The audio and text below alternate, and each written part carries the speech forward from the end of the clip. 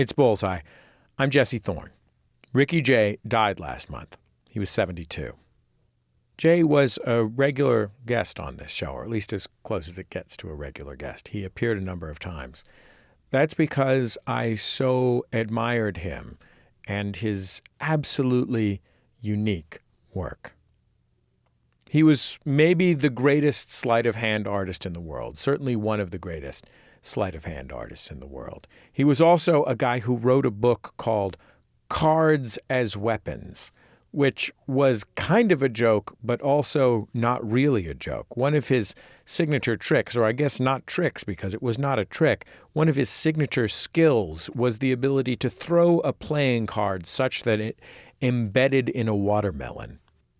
As a young man in the 1960s, he toured the world opening for other acts, folks like Timothy Leary and Ike and Tina. I guess I don't know what the category folks like Ike and Tina and Timothy Leary is, but all kinds of people. As his career progressed, he became better known as himself, better known as a brilliant magic performer and sleight of hand performer. He also joined with his friend David Mamet and many others to become a valued technical consultant on films. The slogan of his company, Deceptive Practices, was arcane knowledge on a need-to-know basis. His performances and his books were full of arcane knowledge. He was an expert on the history of performance, and particularly the history of unusual performances. Not just magic, but also the most remarkable examples of what we might later have thought of as sideshow stuff. Things like people without arms and legs who played beautiful music or painted, performing automatons, all kinds of amazing things. He was a collector who had one of the greatest collections of ephemera related to magic and unusual performance in the world. I mean, who am I kidding? Not one of the greatest. Obviously, the greatest collection of ephemera. Handbills stretching back hundreds and hundreds of years.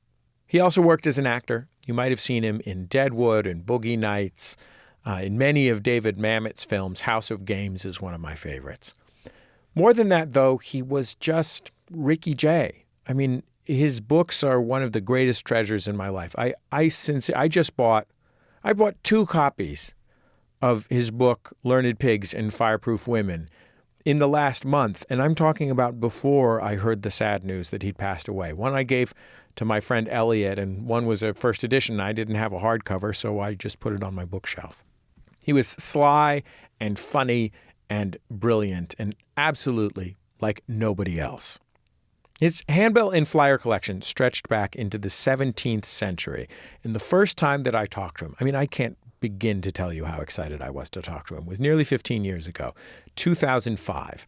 He'd lent part of his collection to the Yerba Buena Center for the Arts in San Francisco for an exhibit.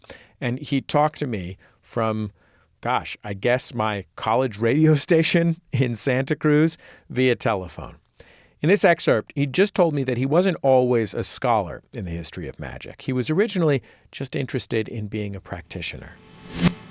When did your interest in this make the transformation that you described, which was between from a personal interest in developing your own act to sort of a general personal interest as a hobby or just something you're into, and then into something that you're actually a very genuine, serious scholar about?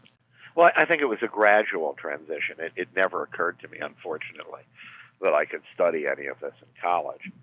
These days, one probably could. There are programs in popular entertainment. What can I say? I wrote a paper once about the automaton chess player, and I quoted from your book. Oh, that's amazing. I wish I had been clever enough to think about doing something like that. Clever or foolish enough? Well, I think it's a pretty safe. Yeah, I guess it worked out pretty well for you. Yeah, it's nice stuff. With some of these exhibitions, especially the sorts that are of objects or sort of historical personages, things like that. They really strain one's ability to believe that they could possibly have been real. And I wonder I wonder if you have any feeling about what the audiences might have wanted out of something like this. I mean, if you're talking about, something like P.T. Barnum exhibiting George Washington's wet nurse, who would have had to be, 100 and some million jillion years old. 161 years. 161 years old. What do you think is do you think there was what I'm wondering is, do you think there was some different tenor, or do you get some feeling of something that has changed since then, or whether it's consistent with the way that we look at these things right now? I think there is a consistency. I think it's more consistent than you might imagine. I frequently find myself uttering the phrase, "We're fooled in the same way and by the same things we were fooled by hundreds, if not thousands of years ago." And that's quite a phrase to frequently find oneself mumbling. Well, I mumble it often when I'm being interviewed. But nevertheless, I do mumble it. So I really do think it's the same. And while today I think it might be harder to convince a general public that a woman was 161 years old, and by feeding her a few lines about General George Washington, that we have similar things. Here's an example. Just this week, I received an article that I somehow missed in the New York Times about a man who was a breatharian, a man claiming to live on air alone. And that reminds me of a piece in this show of Anne Moore, the fasting woman of Tutbury, who in the early 19th century claimed not to have eaten for a period of years. Well, I find these events equally unlikely in 2005 and in 1820. But there it is in black and white in El Tiempo de Nueva York. Indeed.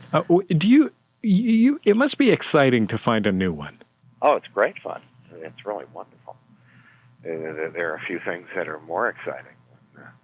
And again, this is an area where real walking into a shop and finding a piece strikes me as so different than finding something on the internet, which is clearly a way to obtain interesting pieces. There's just something that's much more gratifying in this case. I just got back from San Francisco, where I was the last few days for an event at the museum, but also for the antiquarian book fair, and I managed to find a couple of broadsides to add to my collection in this rather wonderful forum with more than 220 dealers from all around the world. There's an appeal. I mean, we've been talking about sort of the actual performances and the content of these pieces, but there's an appeal as well in the artifacts themselves, isn't there? Oh, absolutely. I mean, I do wax on about that in the introduction to my book, which is called Extraordinary Exhibitions, and is a book and also a catalog for this collection. That I take enormous pleasure in these pieces of paper and in the typography and in the illustrations, often crude, and that accompany these pieces. A little bit of my first conversation with Ricky Jay around 2005. He died last month at 72. After I had that conversation with him, I remember I went to the show at Yerba Buena in San Francisco, and I saw him sitting by himself in one of those couches that's in the middle of an art gallery or art museum. You know what I'm talking about, where you sit and regard the art. And he was just kind of staring into the middle distance. And I said, "Mr. Jay, my name's Jesse Thorn. I just spoke with you the other day." And he said, "Huh?" And I said, "Well, thank you," and left. I didn't talk to him again for a full decade. It was early 2015. He was the subject of an episode of American Masters, the PBS series. He was the first magician ever to be profiled on the show. And this was one of my favorite interviews in the history of our program. And not just because I was scared after that awkward interaction where I bothered him at the museum that maybe he didn't like me, but also because I just so admired Mr. J and his remarkable autodidactic intellect and the incredible things that he could do. I mean, he genuinely had superpowers. So I'm going to play some of that conversation now. The late Ricky Jay from 2015.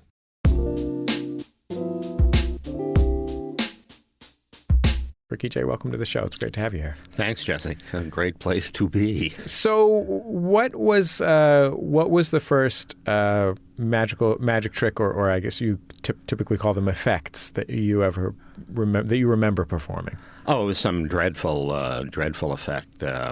So you weren't super good at the very beginning. Is that what you're saying?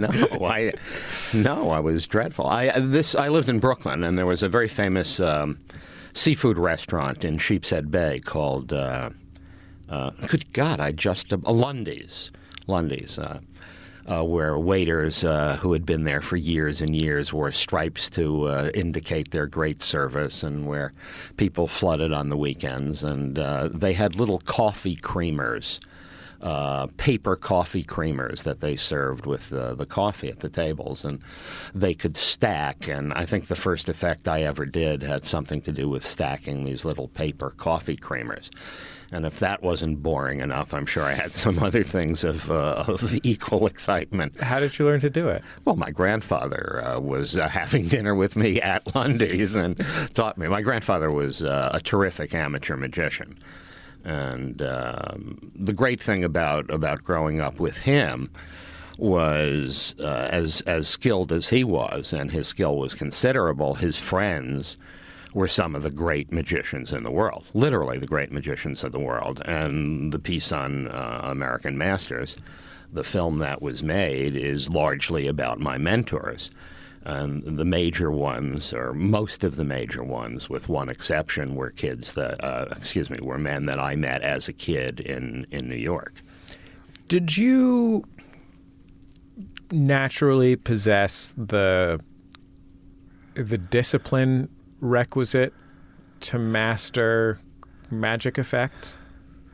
It's an interesting question. I'm not sure, because from the moment I can consciously remember practicing all the time, it was pleasure, not pain. And people have often said to me, I mean, there were periods in my life where I practiced certainly more than 8 hours a day. And people say, oh, that's just so amazing. And you would say, well, no, you go to some job you dislike for 8 hours a day. The difference is that I learned more about practice as I got older and found out that just the number of hours was not the key to practicing successfully. One of my great mentors, Charlie Miller, who lived in Los Angeles, was someone who really helped me refine the concept of practice. And it turned out that thinking about what you were doing, each move you were practicing consciously each time you did it, and trying to improve it, and looking at it from different angles and analyzing it from different steps, was far more important than just the road. And so somewhere, I think I've even written, maybe it was as far back as Cards as Weapons in the 70s, that practice could become a meditative tool. It just became a lovely thing to do. You felt good having a deck of cards or coins or whatever you were working with in your hand, to the point where hours and hours and hours into this, there was a certain comfort. And so, yes, that's necessary on the path of becoming good at what you do, but it also, I think, is overrated in terms of how indicative it is of reaching a certain skill or mastery. It's a very funny area. You know, it's funny when you describe in the film your childhood hanging out with your grandfather, practicing with your grandfather. There's pictures of you like as a teenager at magic convention with your grandfather, where your grandfather won an award for, I think, best card trick, and you won an award for best 17-year-old. I mean, not overall, specifically at magic. No, I think it was. Nothing to do with magic. I was a well-adapted teenager. How much of your childhood and teenage years did you spend hanging out with 50-year-old dudes who always had playing cards in their hands? Well, there are a couple of things that are funny about that. Because one is it gives the impression that I'm any magic nerd as a kid doing magic. And on some level, I absolutely was. But ironically, I quickly stopped hanging around with magicians and kid magicians. And I think the reason for it was I had access to great magicians.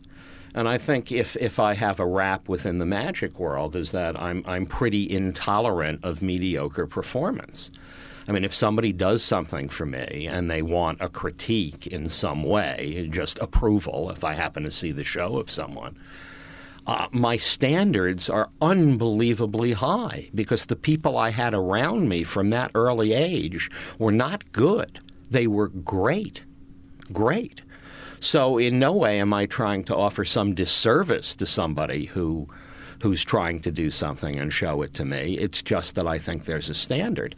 And one of the things that makes magic so difficult on this level is that if you fool someone doing magic, the person who is fooled naturally assumes that the person who fooled them must be good. And then if a third party comes along like me and says, no, the person who fooled you is quite ordinary or mediocre or even bad, that makes you feel awful. How can somebody who's terrible have fooled me? Well, they might have fooled you by doing a magic effect invented by one person or using a prop invented by some genius or built by an extraordinary designer or using patter written by some brilliant writer. And you don't know any of that, and you're seeing someone execute it rather badly. And as my sometimes business partner Michael Weber says, is that magic is such a strong art, it can support really bad performers. It's just absolutely true. So it's a very peculiar situation. The other thing is you can't go on to Wikipedia and read the biography of a magician who doesn't list some award that they've won. It's just absolutely meaningless. You know, the North-Southwestern Illinois Close-Up Magic Championship won 3 times in a row. I mean, it's utterly meaningless. So what makes sense is obviously attaching oneself on some level, the best being physically, but also in these days, even through something like YouTube, of watching people like Vernon and Charlie Miller and trying to understand what they've done and emulating that. I had this theory that I floated to Dick Cavett, who actually narrates the documentary and was a teenage magic enthusiast. In fact, I think is still a lifelong magic enthusiast, as evidenced by the fact that he narrates this documentary. Yeah, absolutely.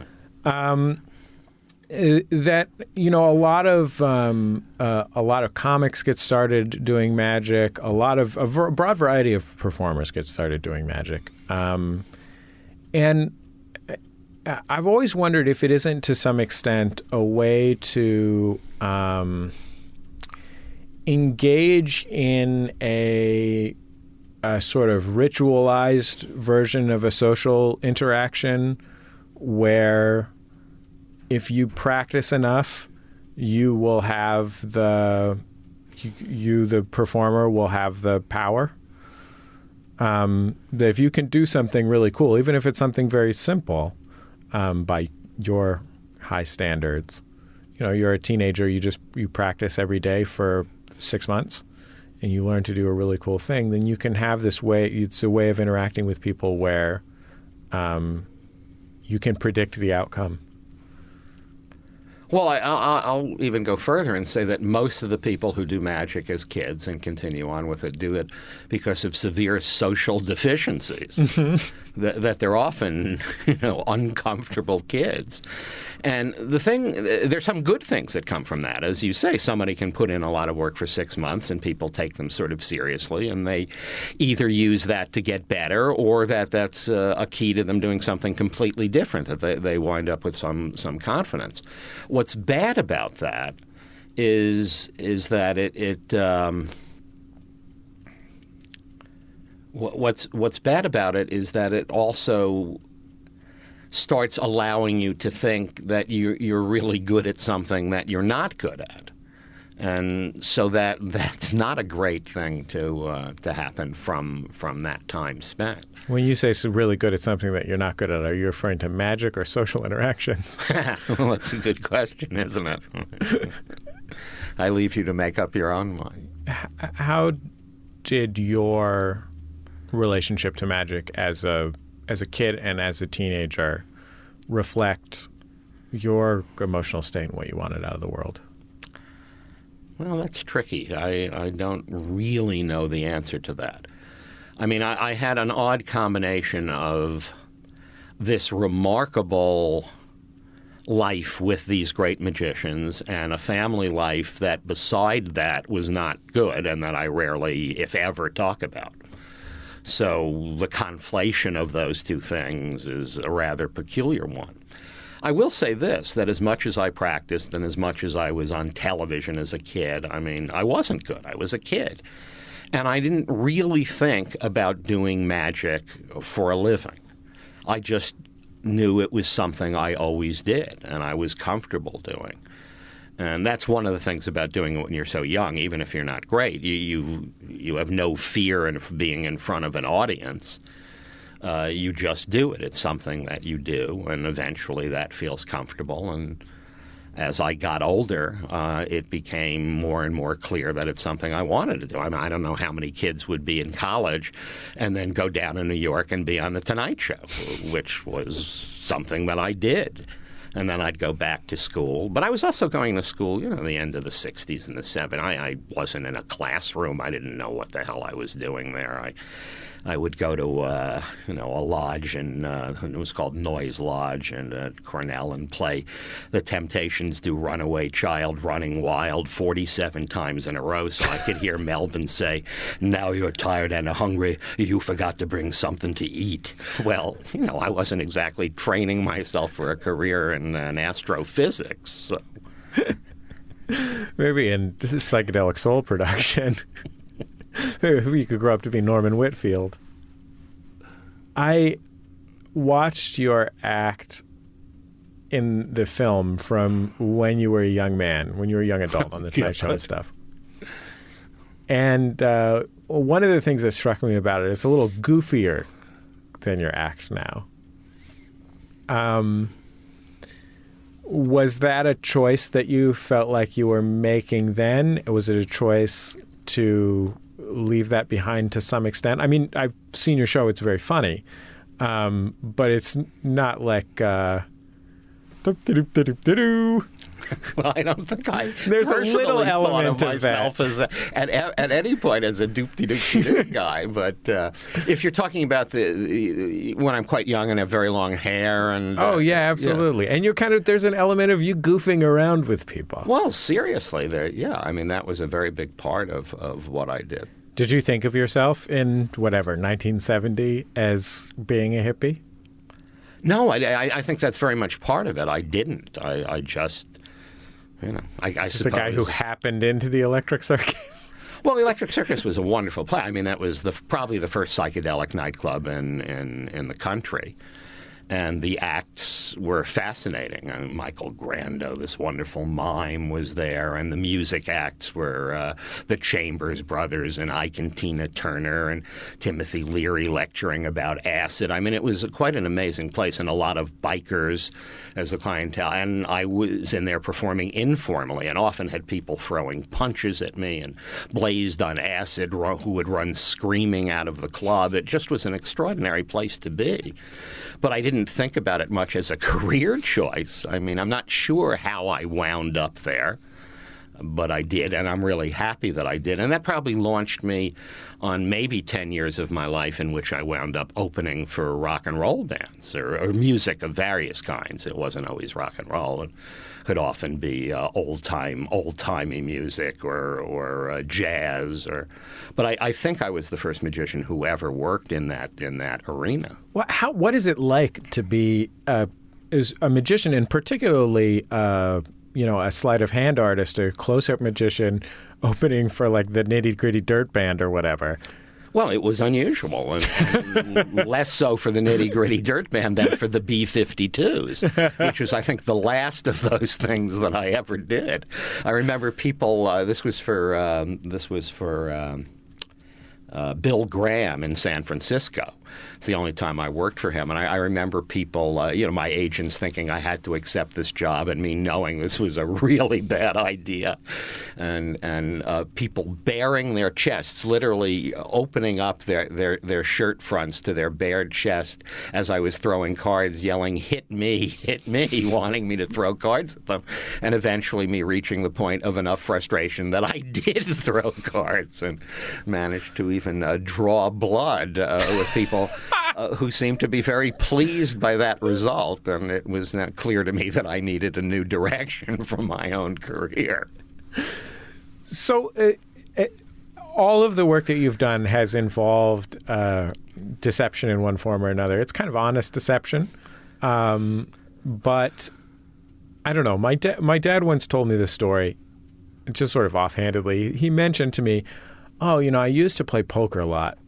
And I paid for my first and second years at Berkeley with money that I won playing poker. And then I beat a lineman on the football team for a really big pot, and he hung me out of the window by my ankles until I forgave the debt. He said, and that was the end of my poker days. It's pretty funny. I wonder if you've ever had that sort of reaction, because some people are on board, I'm sure, and I'm not suggesting that you're cheating anyone, but nor was my father. Some people just don't like losing and/or feeling like they got tricked. Well, you're absolutely right, and I've run the gamut of experiences. I mean, in the years that I used to work doing close-up magic in bars, where I literally made my living going from table to table, working for tips. I mean, often there were bizarre situations. I would say a common one was you would be performing for a couple, and you would fool them, and the guy would start getting very uptight. Sometimes if the woman reacted too favorably to it, there might be the jealous element, but it could also be simply that they were fooled and tricked, and that made them uncomfortable.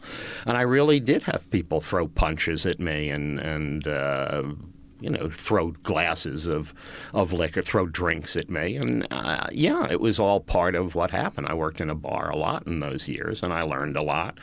I think ultimately it all makes you a much more comfortable performer. But yeah, there are absolutely people who do not like being fooled. What was the worst of it? Well, nobody ever held me by the heels out of a window, so I guess I got off pretty easily. Not to play cards with any linemen. You kept the defensive backs. Yeah, the little guys. Yeah, the fast little guys were never much of a problem. Why have you in your career been attracted to sleight of hand and close-up magic and not grand stage magic? Well, I'm interested in grand stage magic, and I'm interested in the history of it. But personally, I think there's no question it was because of my childhood. This dreadful and awful, and on one level, and incredibly special on the other level, that I was just around people who were the best sleight of hand people of their era. I mean, that's the thing I'm most proud of in this film. I mean, here are these two filmmakers who followed me around for years, Molly Bernstein and Alan Edelstein, and they put a film together. And that was the key for me. I was not so interested in doing this until I managed to let them become so aware of this debt that I felt that I owed my mentors, that I wanted that to be the primary idea behind this. And they ran with it. But that's what was so exciting. And they did sleight of hand, so I did sleight of hand. I wonder if there's some part of it as well that was the quote-unquote purity of sleight of hand magic, that when you are doing sleight of hand, it is an expression of the purest skill of the performer, and there's no way to do a card trick with, or I'm sure there is, but it's much less likely that you would do a card trick with a freshly opened pack of cards that relies on an engineering problem rather than a physical manipulation / skills problem. Well, that's not completely true, but in terms of the purity of it, and yeah, right, and that if you approach it with purity, that the idea that there might be some wonderful effect that's created by engineering, even with a deck of cards, I think the natural tendency of someone who is excited by sleight of hand would be, can I duplicate that using only sleight of hand, using the purity of sleight of hand? So, sure.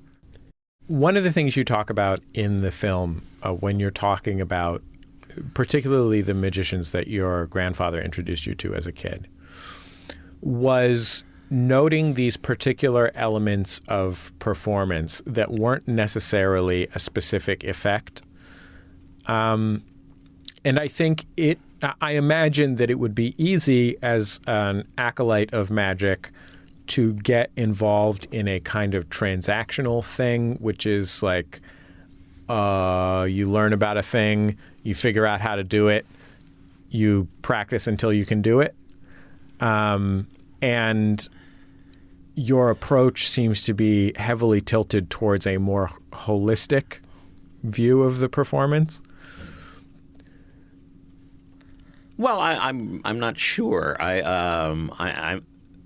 The way you preface this is absolutely true, that my grandfather would let me see particular qualities of great magicians and think about them, and they were often not the things one would think about in terms of how do you become better as a burgeoning sleight of hand artist. For instance, the great Francis Carlyle, who was a wonderful performer when I was a kid around New York. And my grandfather saying, from Francis, you have to learn how to give instruction. You have to learn how to make an effect important. I'm sure you've seen magic, as has almost anyone who's ever watched magic, where you find something perhaps dazzling, but you're not sure what was supposed to have taken place. And they're now showing you 14 variations of it, and when Francis did an effect, I'm going to place a card in my pocket. That card is the 8 of clubs. Watch it. I'm going to put another card in an envelope in my jacket. That's the 2 of spades. And then when those two cards change places, it's absolutely clear. And it's said in a way that you're going to have no trouble reconstructing the action. And because of that, you're going to be excited by it. You know what was supposed to happen, and then you're able to react to it in a really clear, specific way. I thought that was very important training. And so these are all things that I try to make part of the presentation that I'm doing, if that makes it holistic. Perhaps so.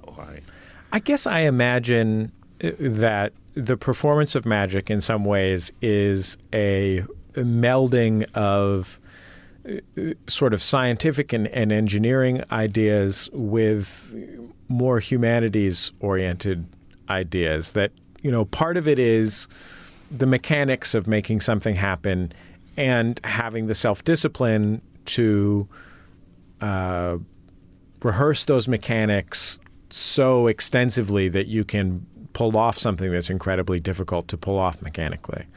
And part of it is about creating the rhythm and the story and the sort of social engineering that's required to make something small or something big seem amazing, seem compelling. Well, I think those things are all true, and what you get to eventually with all of those elements, the mechanics, the chops, everything that goes into it, is eventually the ability to perform. What is the experience like for someone in the audience. And ultimately, that's the thing that I think is most important.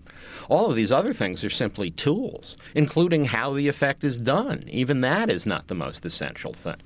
I mean, that's what's so strange about people to whom the sum total of this magical experience is, do I know how the magician did what he did?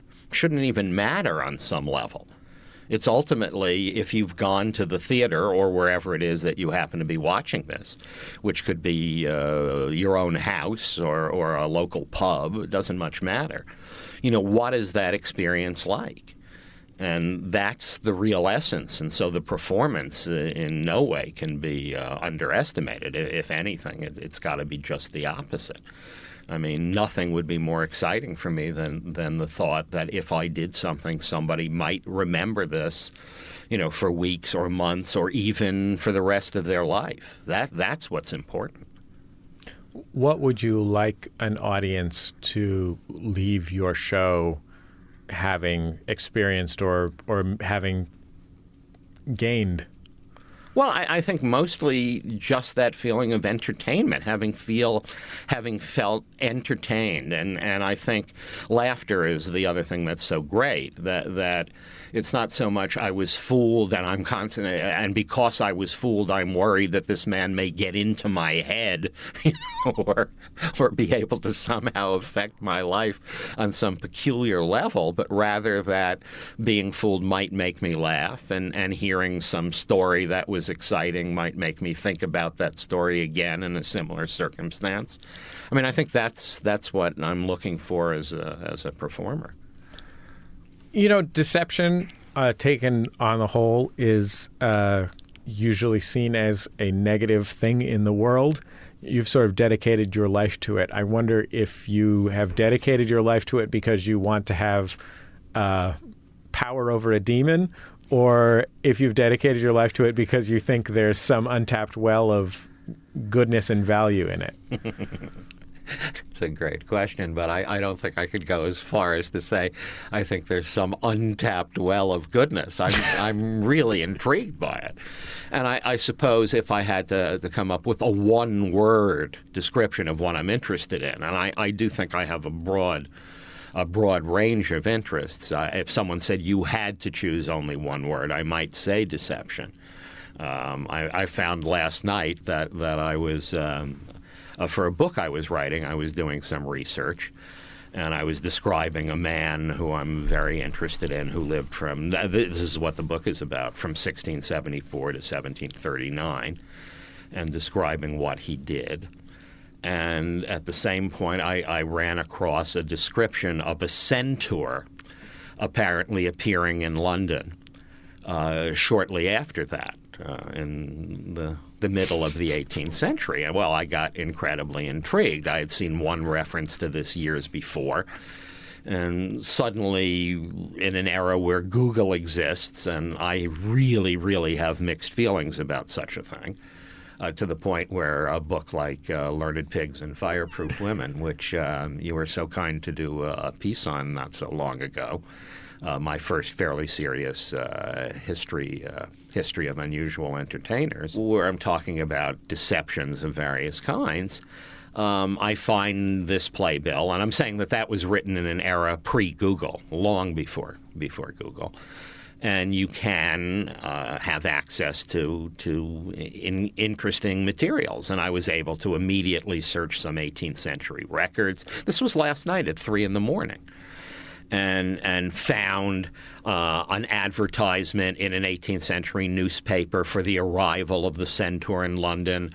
I found an advertisement for a pamphlet written about the centaur.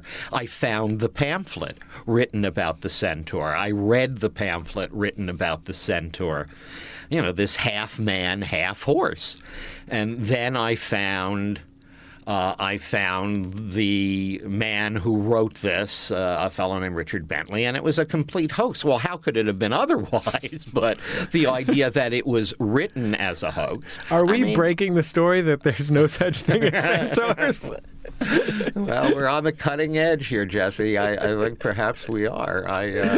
But am I delighted by that? Well, you can hear in the way I'm telling it. Absolutely, completely, thoroughly delighted by it. I mean, one thing was, I mean, there were great things in this that the centaur spent, he only performed at certain hours because he spent much of the day currying himself in advance of his actual appearance before the public. And then the story that he was a French sailor mounted upon a stuffed horse. I mean, it's just every new sentence was just wonderful. So I'm a little weary today, but much happier for having gone through this experience. So in your books, you write about magic. You've written about hoaxes and deceptions. I mean, whatever it may be, the Mechanical Turk or something like that, which was presented as a mechanical chess player, but was actually, as it turns out, a tiny person inside who was really good at chess. May I stop you? That's one of the things that's fascinating about history is a statement like a tiny person concealed in a machine playing chess. I don't know how many times that error has been made since 1769, but the idea of a human being who might inhabit a mechanical machine and enable it to play chess is certainly possible. The idea that that person need be tiny is not. Okay, so that's fair. I'll just say I'm a pretty big person. I'm not inclined to get into any machines to play chess. I've seen people bigger than you. Get into machines to play chess. If I thought there was actually a person who got into a machine to play chess, I would say yes. That's true. Things that are hoaxes, but also things that are just unusual and involve remarkable skill. I mean, people without arms and legs who paint with a brush held between their teeth. Sure. But you see, let me go back to this mechanical chess player thing, because I think there's something really important about this. So here's a figure built in 1769 that's a slightly smaller than life-size Turk sitting behind a chessboard and literally playing against all comers and winning an extraordinary number of games, this wind-up mechanical Turkish chess player. And in fact, I'm willing to admit to you that it is not a real automaton, and it's one of the first great magic cabinet effects. And it is a fraud and it is a hoax, but it has this remarkable career. What excites me about it... A career of decades and decades and decades. Decades and decades, yeah. Long after the original inventor, a man named von Kempelen, dies, and it's bought by other people. It's bought... so here's a machine that's bought in 1769 and exists all the way until 1854 when it's burned in the Chinese Museum in Philadelphia. And then there are imitators of it as well, as there often are. But here's what I find exciting, is that the Reverend Edmund Cartwright hears about this machine that plays chess, and he says, if there's a machine that can play chess, I can invent the power loom. He's working on the idea of, can a loom actually be made to work mechanically? And he does. So using deception and false knowledge, he creates a power loom that has, an enormously important impact on the Industrial Revolution. And also Charles Babbage and the whole computer world which follows him is influenced by the chess player. And Alexander Graham Bell, and the invention of the telephone also has something to do with this mechanical chess player. Well, I find that just beyond intriguing to actually exciting. How can false knowledge lead to something good?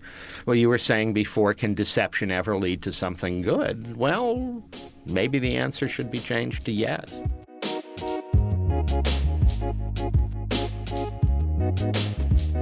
Ricky Jay from 2015.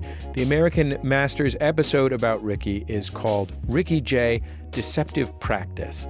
It's a beautiful summation of his life and career. You can stream it online, and I suggest that you do so. It's Bullseye. I'm Jesse Thorn. This week, we're doing something a little different. We're looking back at the life of one of my favorite Bullseye guests ever, Ricky Jay.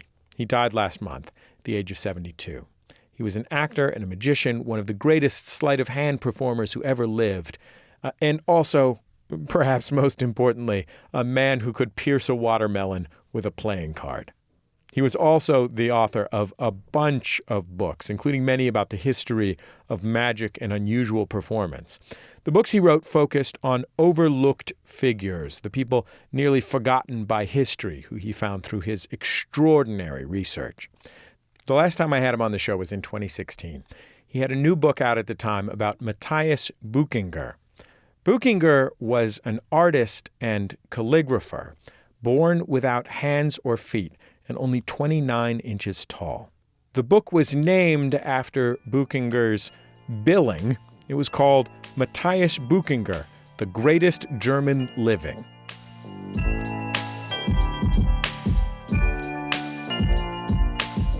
There is a wonderful segment of your book which I would describe as Ricky Jay shows his famous friends and expert friends some Matthias Buchinger stuff and says, hey, what do you think of this?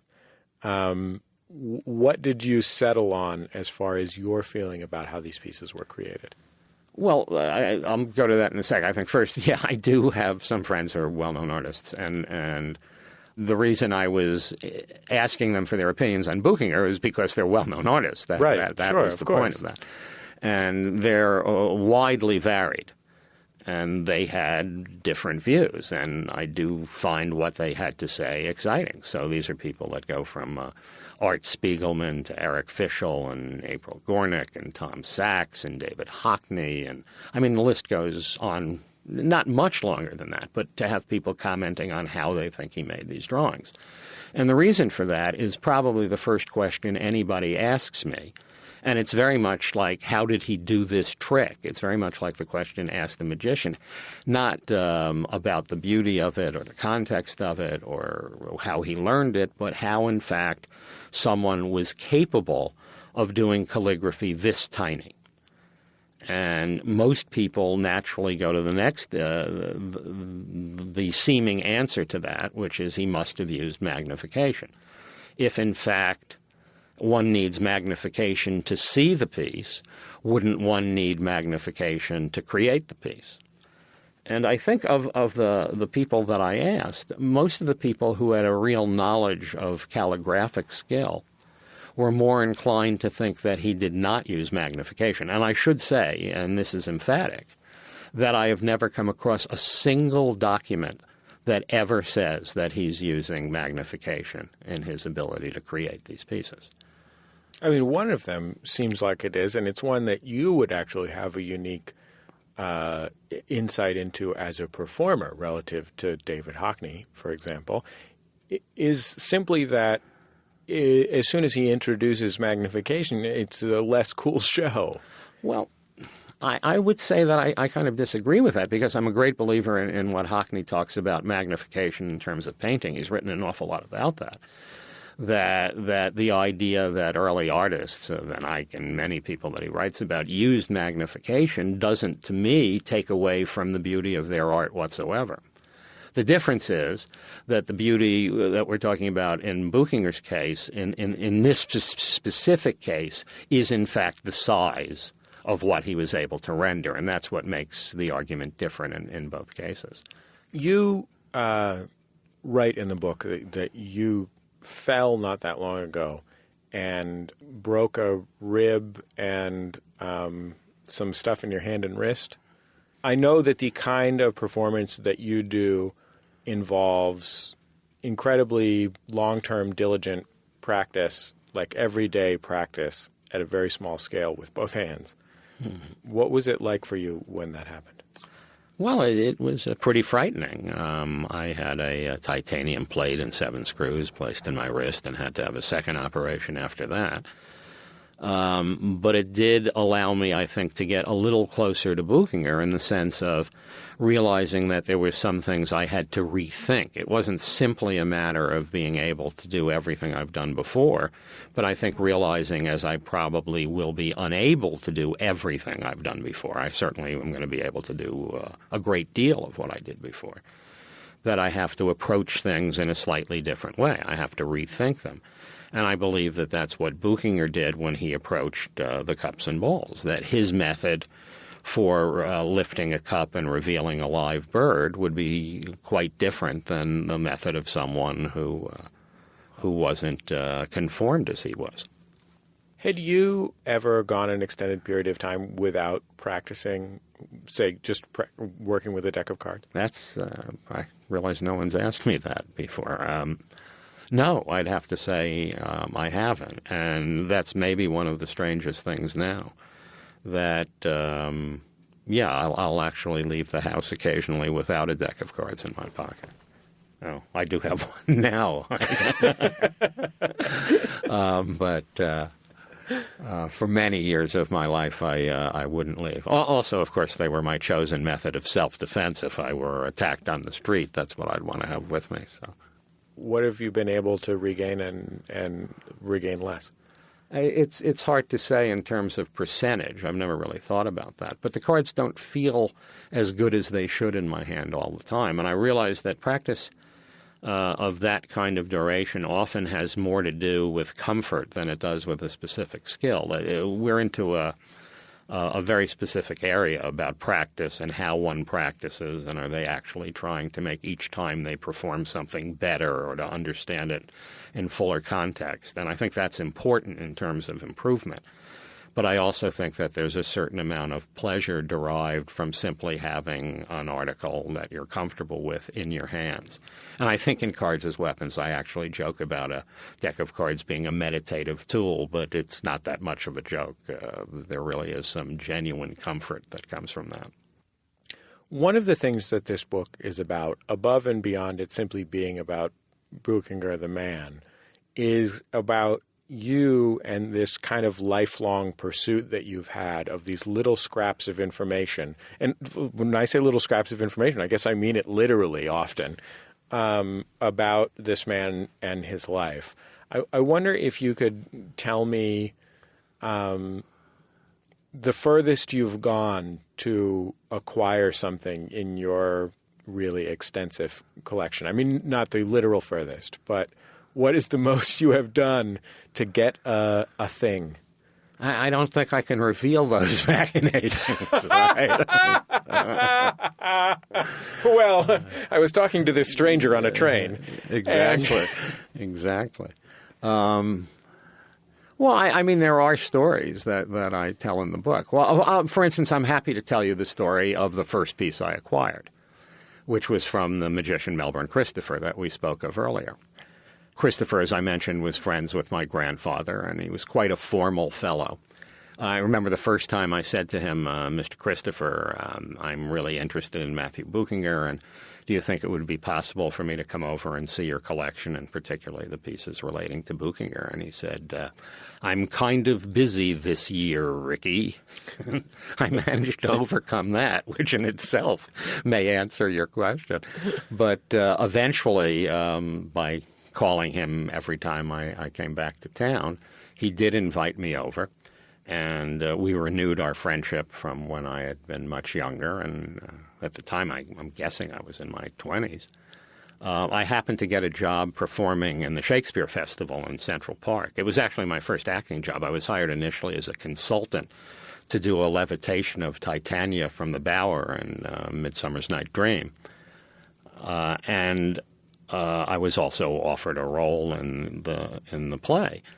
And so he lived very close to the park on Central Park West, and many times during the run of my particular summer in New York, I wound up going to his apartment. And, we really enjoyed talking about magic and the history of magic. And one day he said to me, Ricky, I'm planning to sell duplicates from my collection that are in my house in Baltimore. And if you'd like to choose one, I'd be happy to have you do that. He said, I won't give it to you, but I will give it to you I will sell it to you at a fair price, which I'm sure would be considerably less money than the auction house, Swan Auctions in New York, would be selling it for. And I came over to his house, and I looked at many objects, and I chose a book that was a truly rare book. It was actually the first magic book ever published in New York. Dukenick edition of Hocus Pocus Jr. by Hocus Pocus, not Hocus Pocus Jr., by Henry Dean, and this one from 1817. And he seemed very upset that I had chosen this, even though he was trying not to. And it turned out this was really the book he wanted to feature in the sale. So he offered me, he said, well, could I possibly take something else? And I chose another book, and he complimented me on it. But the other book happened to be imperfect. It wasn't completely intact, and I think he saw that I was a little upset, even though I was trying not to be, and he was being very generous. And so he said, well, may I offer you something else? And I said, well, what I'm really interested in you can offer because it's not a duplicate. I said, I know you have 2 drawings by Matthew Buchinger, but as they're drawings, they can't be, they're unique, they're drawings. And he said, let's look at them. And he took out the 2 drawings, and we stared at them for a while, and then he said, pointing to the smaller of the 2, what would you be able to give me for this? And I had just agreed to buy this other book for, even though it was a reasonable price, what for me then was a lot of money.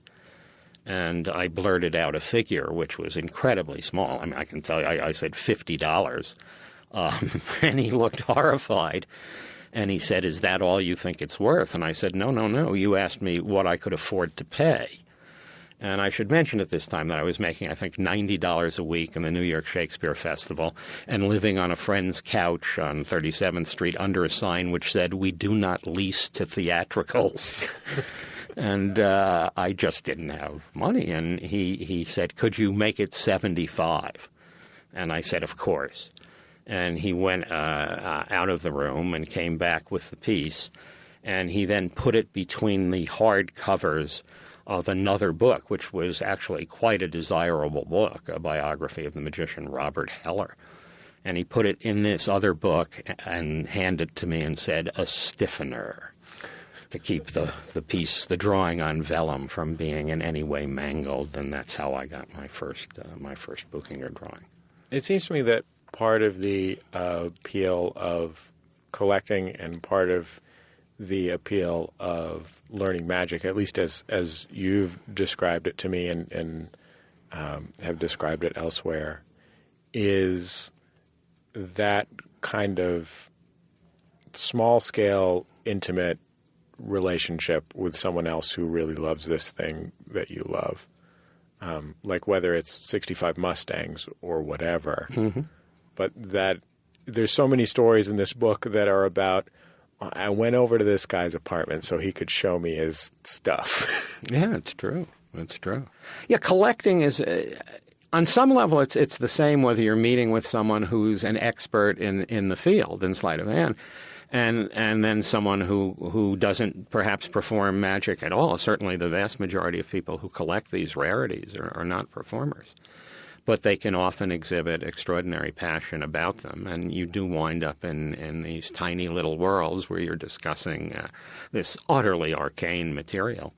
And one would say I've traversed many a country looking for pieces and getting into crazy situations with folks. And I think there are a lot of stories in the book about being unable to purchase things initially and able to then get them 20 years later or 35.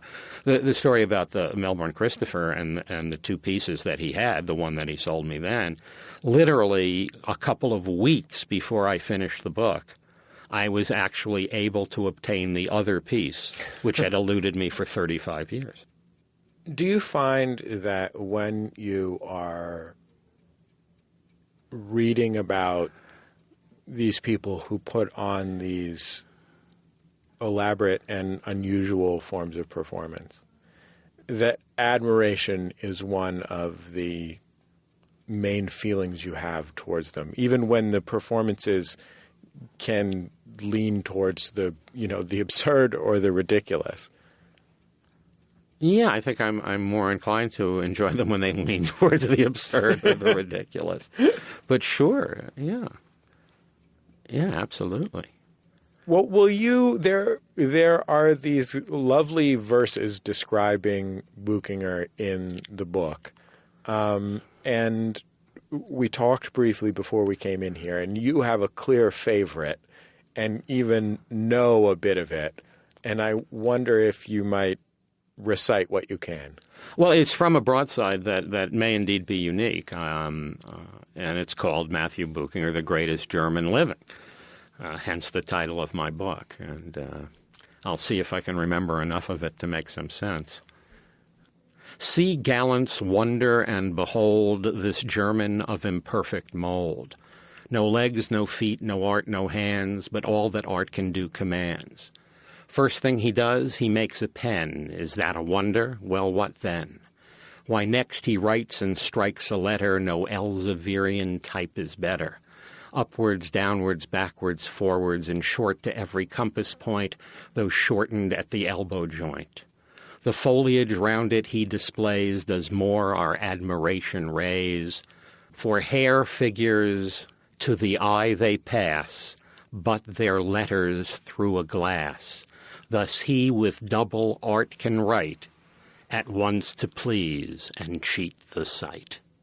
Well, Ricky, I sure appreciate you coming back to be on Bullseye, and I hope you'll come back whenever you're up to one of these amazing things that you're always up to. My pleasure. I'd love to come back.